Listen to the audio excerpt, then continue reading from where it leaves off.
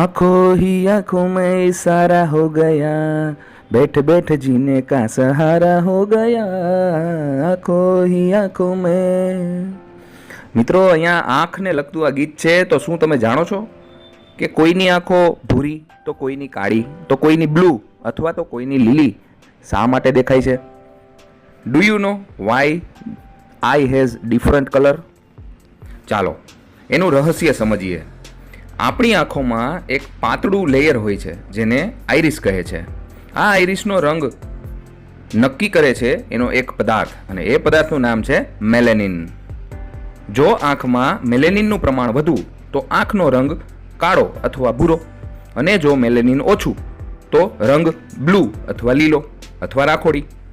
પણ મજાની વાત એ છે કે બ્લુ આંખોમાં કોઈ બ્લુ કલર નથી હોતો.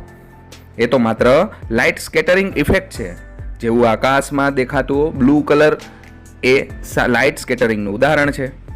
એટલા માટે હવે જ્યારે તમે આંખોના રંગને જુઓ ત્યારે મેલેનિનને યાદ કરજો અને લાઇટના જાદુને યાદ કરજો. જય હિન્દ.